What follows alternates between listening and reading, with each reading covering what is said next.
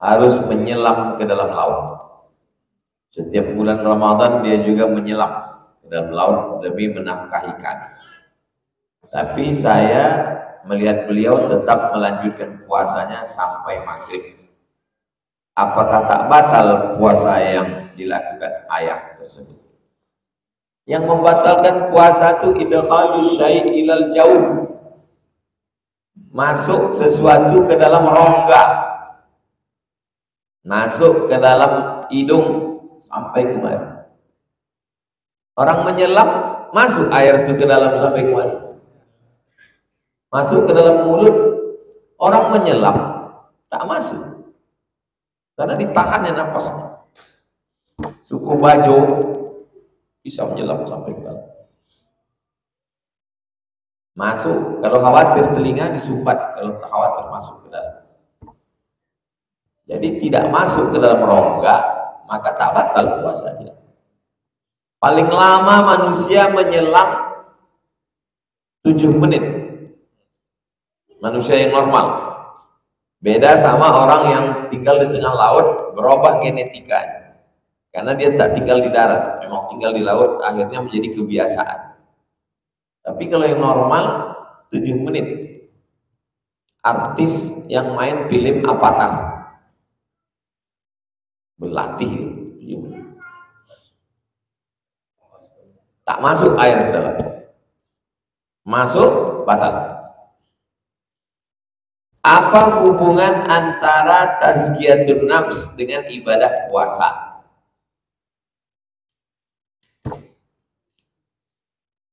Qad aflaha man tazakka. Beruntunglah orang yang mensucikan dirinya.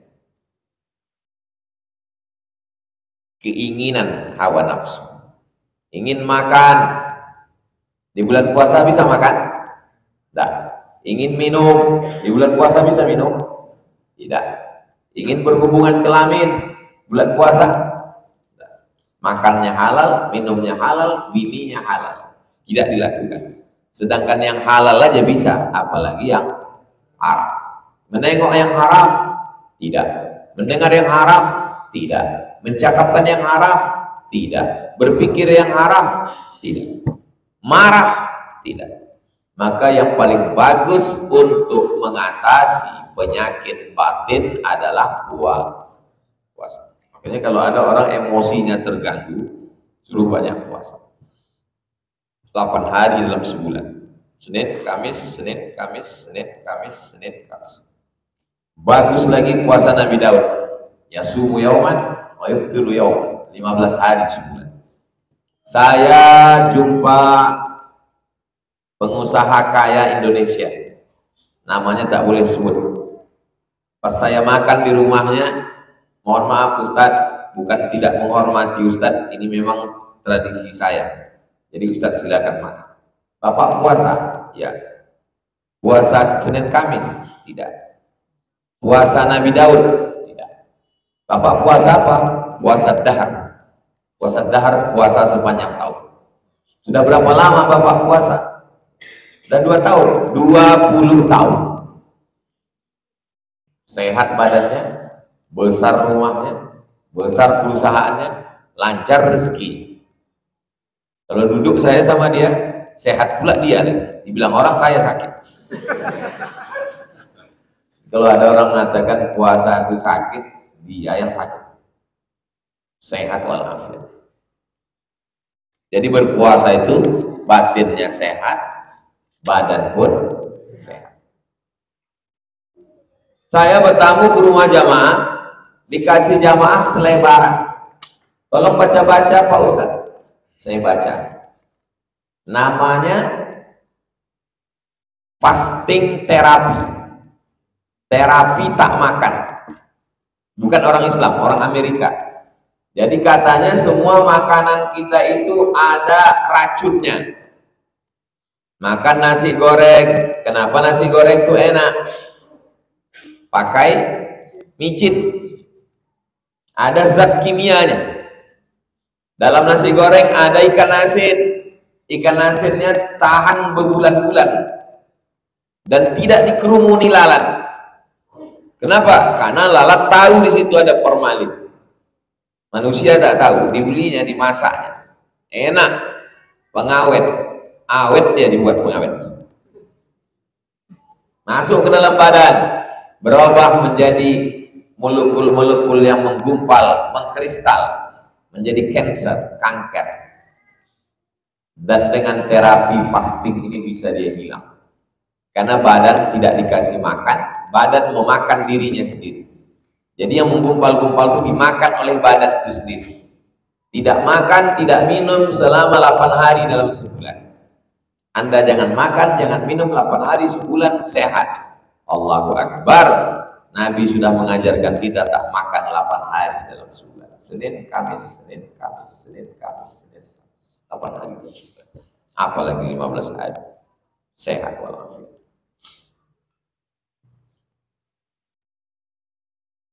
Apa hukumnya mengambil barang yang dijumpai di jalan? Namanya luqatah. Luqatah dari kata likulli laqit, sakit laqit, jatuh ditemukan. Luqatah. Barang luqatah diumumkan selama setahun. Kalau tak ada pemiliknya, maka itu menjadi hak milik orang yang menemukan. Contoh uang 50.000, helm. Harta karun tidak luqatah. Digali tanah dapat emas, namanya rikaz. Zakatnya 20%. Gali tanah dapat periuk, beratnya sekilo. 1 gram emas sejuta. Sejuta 1000 gram. 100 gram seon. 1 kilo 1000 gram. 1000 kali sejuta 1 miliar. Berapa zakatnya? 200 juta. Antum dapat 800 juta. 800 untuk antum. Silakanlah. Itu apa mau dipakai? Bagaimana status amil zakat di masjid yang tidak diangkat oleh ulil amri? Apakah boleh mereka menerima zakat fitrah dari pintu amil? Sebaiknya masjid berkoordinasi dengan Basnas, Badan Amil Zakat Nasional Kabupaten Kampar, dilantik oleh Bupati. Lalu Basnas melantik UPZ namanya. Masjid-masjid saya anjurkan sebagai UPZ, unit pengumpul zakat. Sehingga dengan begitu nanti amilnya itu resmi. Kebetulan Yayasan Tabung Wakaf Umat itu pembinanya salah satunya Ketua Basnas Kota Pekanbaru. Maka beliau menghimbau supaya setiap masjid menjadi UPZ, unit pengumpul zakat di bawah Basnas. Demikian solusinya. Saya seorang pekerja di salah satu perusahaan bersih-bersih rumah, gajinya per bulan. Namun saat menyelesaikan pekerjaan saya, dapat duit tambahan dari pemilik rumah. Tip, dari perusahaan kami tidak membenarkan untuk mengambil.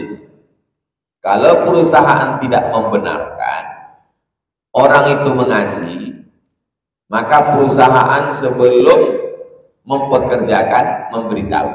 Kami dari pihak perusahaan tidak membenarkan saudara mengasih. Tak boleh antum ambil. Karena itu MOU, perjanjian antum dengan perusahaan. Takut dia merusak kinerja. Nanti kalau dikasih tip, rumahnya bersih. Kalau tak dikasih, rumahnya kotor. Ini merusak kinerja orang. Kalau mau ngasih hadiah, kasihlah hadiah yang tak ada sebab. Ini ada sebab, nanti rusak kinerjanya, perusahaannya juga rusak. Bagaimana pendapat Ustaz? Apakah tetap diambil duitnya atau ditolak Pak Ustaz? Hubungan antum dengan perusahaan perusahaan memberitahu supaya orang disiplin, karena ini merusak mindset, cara berpikir dia rusak. Nanti kalau dia ada tip, ini biasanya orang di Indonesia begitu, semua pakai tip, akhirnya rusak. Orang Barat tak begitu. Orang Maroko, saya mau mengurus surat, saya kasih dia bukan duit, cenderamata, kenang-kenangan dompet Indonesia dari kain batik Sulam,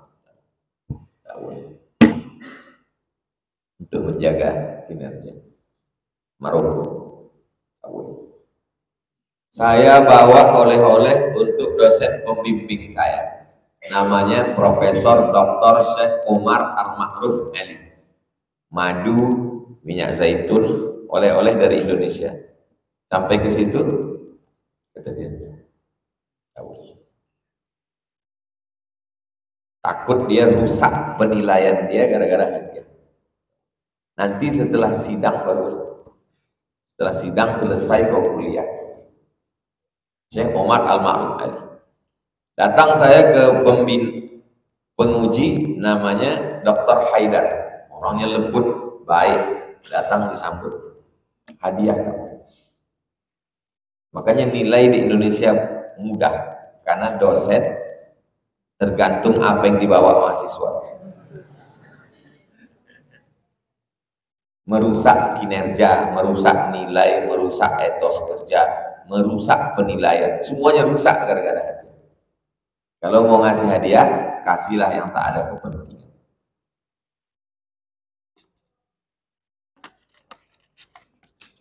Apa hukum mengupil sedang puasa?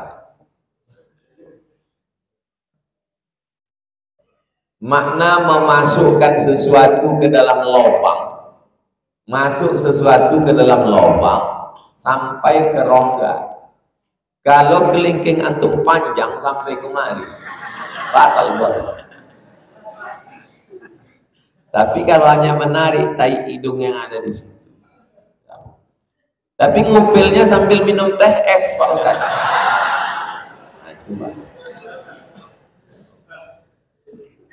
Ngorek telinga sampai masuk ke dalam rongga, itu batal.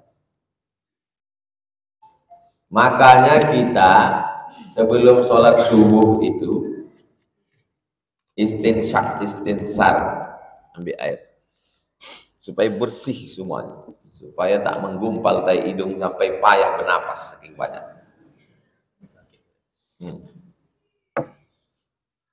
Ada ustadz yang bilang kalau tidak sholat di masjid, sholatnya tidak sah.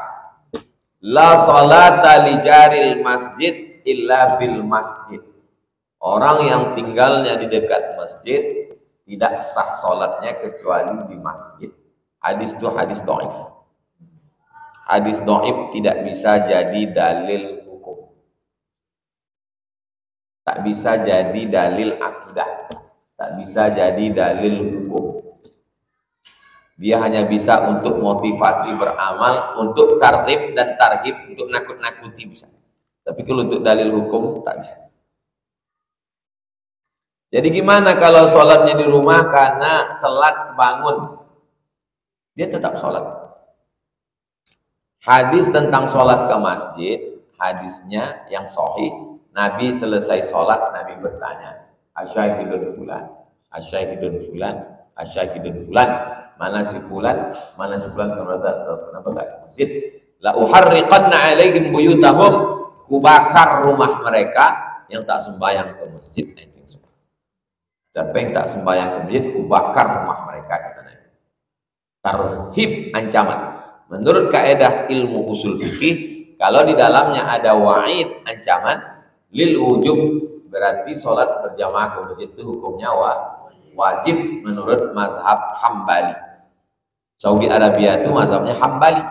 Itulah mengapa kalau sudah azan, turunlah baladiyah. Baladiyah itu Satpol PP. Tutup semua toko. Sholli. Mazhab Maliki, sholat berjamaah ke masjid itu sunat muakkad. Mazhab Syafi'i, sholat berjamaah ke masjid itu fardu kifayah. Itulah makanya di tempat kita, asal udah ada adik-adik mahasiswa di masjid ada cukup. Karena fardu kifayah.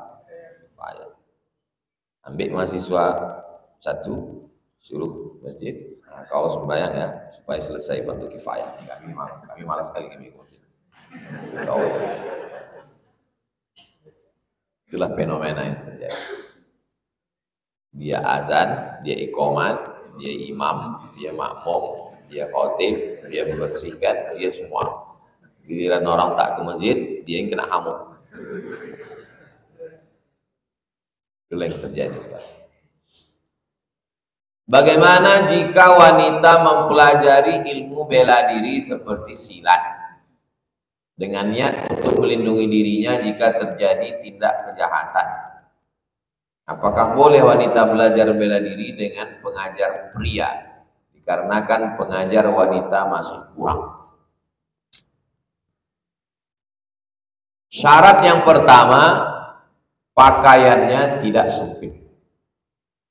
Menutup aurat perempuan itu yang boleh nampak illa hadza wajah wa hadza tapakan. Jadi bajunya sampai kemari. Dia pakai kaos yang menutup sampai kemari, takut terbuka baju silatnya. Celana di dalam legging, pakai celana lagi yang tidak sempit.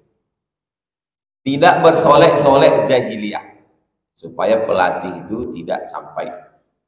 La yakhluwanna rajulun ma'amra'atin, tak boleh berdua-duaan, mesti ramai. Usahakan pelatihnya laki-laki, kecuali semua pelatih laki-laki mati udah. Hanya ada pelatih perempuan tak ada satu, cuma ada satu pelatih laki-laki. Tak terelakkan. Kita akan menghadapi Israel, menghadapi pasukan Tiongkok. Perempuan mesti pandai bersilat. Nah, maka perempuan mesti bela diri. Dengan syarat itu boleh. Tapi kalau penyebab terbukanya pintu maksiat, darul mafasid, menolak mudarat, muqaddam ala jalbil masalih, lebih diutamakan daripada mengambil manfaat. Bela diri itu manfaat, tapi kalau diteruskan mudarat, menolak mudarat, lebih diutamakan daripada mengambil manfaat. Pakaian terbuka yang melatih laki-laki, terjadi sentuhan, terjadi macam-macam. La tattabi'u khutuwati syaitan, jangan ikuti langkah-langkah setan. Tapi kalau perempuan ramai, pelatih satu, tak ada sentuhan, hanya mengajarkan gerakan, orangnya soleh, tahu sholat, sudah beristri, orangnya wara, menjaga pandangan. Jadi saya membolehkan mengikut fatwa ulama dengan syarat yang ketat. Karena kalau tidak nanti saya disalahkan. Kenapa perempuan mengalami pelecehan? Karena tak ikut karate. Kenapa tak ikut silat? Padahal udah dikasih, dilarang Ustaz Somad. Aku juga yang kena lagi.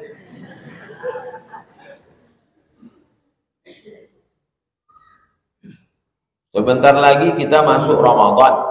Apa hukumnya tertidur sesudah azan subuh, baru terbangun dan langsung berniat untuk puasa? Puasa Ramadan niatnya sebelum azan subuh. Maka di masjid-masjid setelah tarawih, Bilal naulis saum yarhamkumullah, berniatlah puasa besok, semoga kamu dirahmati Allah. Nawaitu sauma wadin an adai fadli syahr Ramadan hadis sanatillahi ta'ala. Balik tidur, bangunnya azan subuh, sah puasanya. Tapi kalau tak berniat, tidur, bangun pas Allahu Akbar, habis waktu berniat. Tapi katanya pernah Nabi tak ada makanan, lalu dia bilang idlan ana shaim, aku berpuasa. Puasa sunnah. Puasa wajib tak bisa. Puasa wajib niatnya sebelum azan subuh. Innallaha wa malaikatahu nawaitu shauma.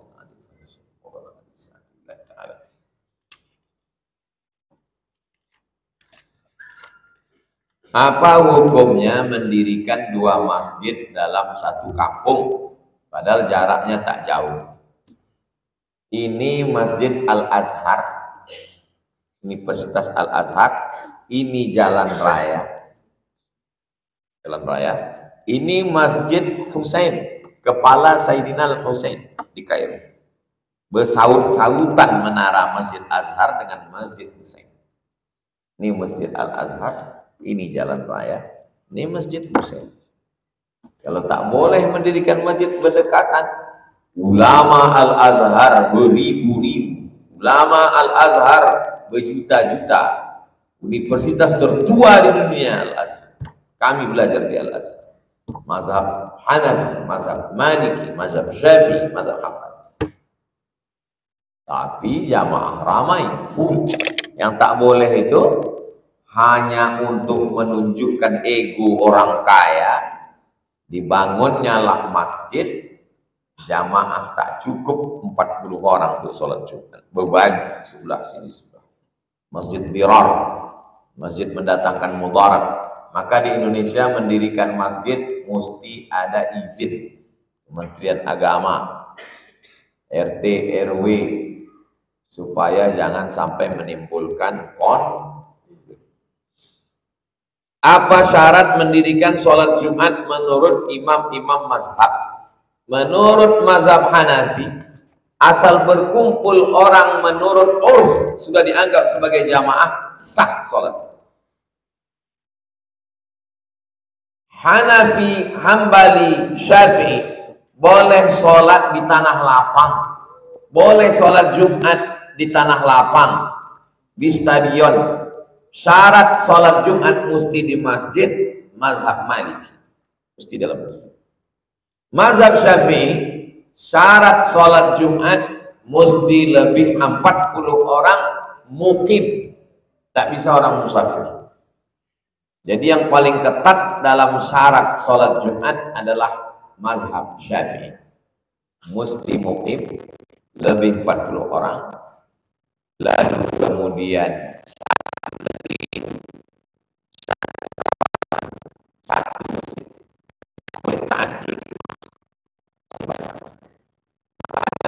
masjid, ada masjid jami, masjid jami, masjid yang ada sholat Jumatnya. Makanya ini 3 dusun, hanya ada 3 masjid jami, dusun 1, dusun 2, dusun 3, karena orang jami dulu berpegang kepada mazhab Syafi'i. Karena yang datang kemari inyak-inyak yang datang dari Pariaman berpegang mazhab Syafi'i dari tarekat Sya'riyah. Mereka meyakini kalau 2-3 masjid maka batal sholat Jumat. Makanya selesai sholat zuhur, selesai sholat Jumat, mereka sholat zuhur lagi 4 rakaat karena khawatir sholat Jumatnya tidak sah. Jadi yang kita lakukan sekarang ini, berserak-serak masjid ini tidak murni mazhab Syafi'i, bercampur dengan mazhab Hanafi. Makanya ada sebagian seperti Syekh Muhammad Said Ramadan Al-Budi, dia setiap selesai sholat Jumat, dia sholat zuhur lagi 4 rakaat, walaupun sendirian. Kenapa? Dia ragu, khawatir jangan-jangan sholat Jumat itu tidak sah kalau berpegang murni mazhab Syafi'i. Demikian kaji kita subuh ini, mudah-mudahan menjadi bekal kita untuk hidup dan untuk bekal menyambut bulan suci Ramadan. Di akhir majelis, sebelum sholat sunat isyraq 2 rakaat, usolli sunnatal isyraq rakaatain lillahi ta'ala. Berdoa kepada Allah, mudah-mudahan selalu diberikan kekuatan iman dan Islam. Ala hadhihi niyah wa kulli niyatin shalihah. Al-Fatihah. A'udzubillahi minasyaitonir rajim. Bismillahirrahmanirrahim. Alhamdulillah rabbil alamin arrahmanir rahim maliki yaumiddin. Iyyaka na'budu wa iyyaka nasta'in ihdinas siratal mustaqim. Shiratal ladzina an'amta 'alaihim ghairil maghdubi 'alaihim waladdallin. Amin. Allahumma shalli 'ala sayyidina Muhammad wa 'ala ali sayyidina Muhammad. Assalamu alayka ya Rasulullah. Ya Rabbi bil Mustafa balligh maqasidana waghfir lana ma madha ya wasi'al karami. Rabbana 'alaika tawakkalna, kepada Engkau kami bertawakal. Wa ilaika anabna, kepada Engkau kami akan kembali. wa ilaikal masir, semuanya akan menghadap Engkau. La tuzigh qulubana, jangan palingkan hati kami. Ba'da idh hadaitana, setelah Kau berikan hidayah kepada kami. Rabbana hab lana minas shalihin, jadikan anak kami anak-anak yang saleh dan salihah. Rabbana hab lana min ladunka dzurriyyatan thayyibah, berikan kami keturunan yang baik-baik. Allahumma a'inna, tolong kami, ala dzikrika, supaya kami selalu berzikir mengingat, wa syukrika, selalu bersyukur kepada, wa husni ibadatik, selalu beribadah dengan ibadah yang baik. Rabbana atina fid dunya hasanah wa fil akhirati hasanah wa qina adzabannar. Sallallahu alaihi sayyidina Muhammad wa ala alihi wasallam. Qabbalallahu minkum minna wa minkum taqabbal ya karim. Assalamualaikum warahmatullahi wabarakatuh.